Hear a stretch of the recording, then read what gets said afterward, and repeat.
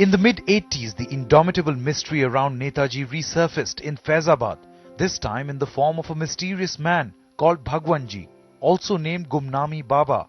Many believed that this man was Netaji himself.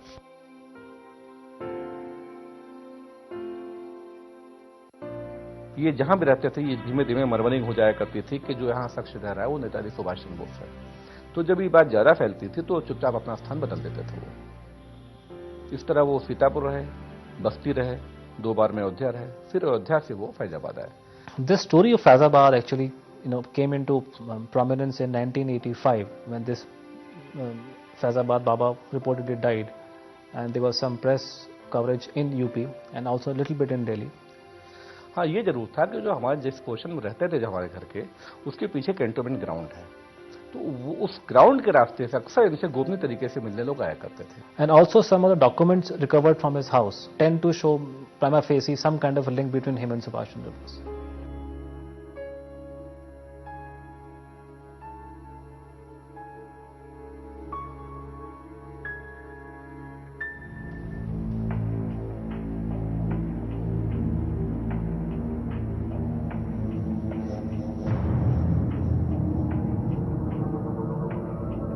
DNA, there were some teeth of this Faizabad fellow who recovered from residence. It was assumed they were his when the Mukherjee Commission had gone there.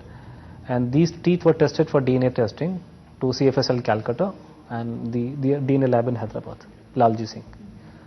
And the handwriting specimens were given to 3 different experts.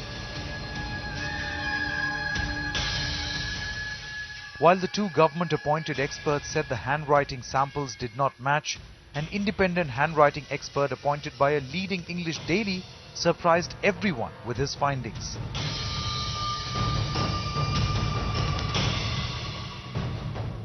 That these 2 writing coincidentally cannot match with each other until they belong to the same person.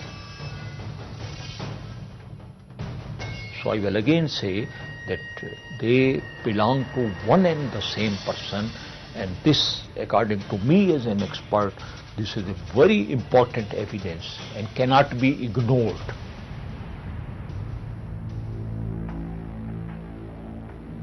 Following the mystery, Justice Mukherjee visited Faizabad to investigate the death of Bhagwanji or Gumnami Baba.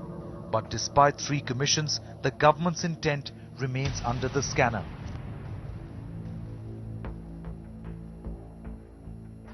Congress party, starting from the days of Pandit Jawaharlal Nehru, they were always very eager to just establish that he died in the air crash.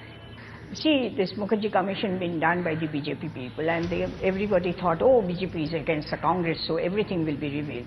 But ultimately it didn't happen. Rejecting a report without giving any grounds. You see, the government should have said why it was not convinced. We have this right to information, act now available to us. So I give you example of the Prime Minister's office. They came up that they are holding around 33 classified files of Subhash Chandra Bose. But that's an amazing number, 33 classified files on a man who died 60 years back. The year 2000 threw up another controversy in the air around Netaji's ashes preserved in Tokyo's Renkoji temple. It was alleged that the ashes were not Bose's. And his name was Dr. Yoshimi. But he told Mr. Justice Mukherjee, the man who was brought to the hospital, his face was mutilated. When this person died, he was asked that the death certificate should be in the name of Ichiro Okuda, a Japanese person. Why did the alleged death certificate of Netaji have the name of a Japanese man? Of course you have to get to the truth, and it's quite because the Japanese have preserved the ashes which are Netaji's in Japan, and they have contacted us several times, even still contacted us to come and collect the ashes and take them to India. But the government of India is not ready to do it because they say the power bloc says that those are not Netaji's. I believe that a large amount of energy, work and expenditure has gone. The Mukherjee Commission is fairly comprehensive And if it comes to a very simple conclusion, Dewan says he did not die here, there was no crash, the ashes are not his, how else will you find out at roughly the age of 105, 106 now, where Netaji is, what happened? I would be all for it, but do you really think any commission can do justice? You'll have another commission which will give answers 4 and 5, like Mukherjee, who says it's not possible to answer. In 2006, Amlan Ghosh, a documentary filmmaker, caught this shocking confession on camera.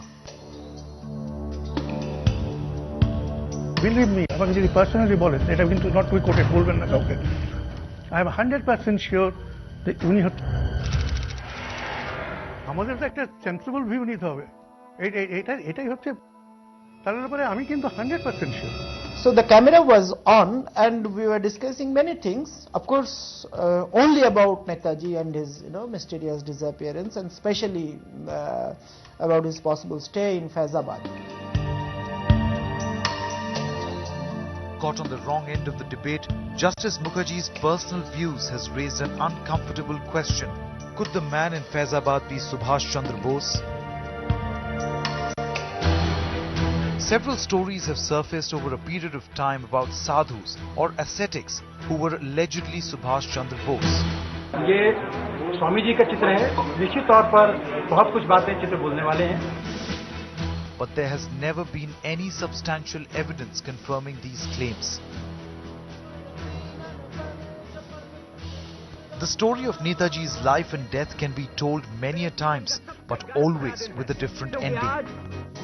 मैं सारी दुनिया से फख्र के साथ कह सकता हूं कि भारत को आजादी दिलाने वाली सेना का मेरा सपना. If there is no closure to this issue, one of the things is we will never keep him in the pantheon where we need him, because he was one of the greatest, national leaders of our country, and that position is never given to him because of this unnecessary controversy that has gone on and on and on for no reason. Trailing Subhash from Taipei to Russia to Faizabad, there have been believers and non-believers. For those left behind, the legend of Bose and the Indian National Army can never be hurriedly buried or forgotten. A couple of steps must be taken to resolve this matter. The first one of which the government should, without any delay, release all information which they are holding, especially the intelligence organizations, should release all information in public domain. Make everything public, declassify every record about Subhash Bose. Once that is done, it will of course give people some idea what is happening, and then follow it up by raising this issue with foreign governments. No, I feel that the whole story about INA still remains incomplete, and so the people of India don't know. A lot has been repressed and suppressed. That all should come out in the open. I have therefore no doubt in my mind that so far as my countrymen are concerned, they will never be duped. Inqilab Zindabad. Azad Hind Zindabad.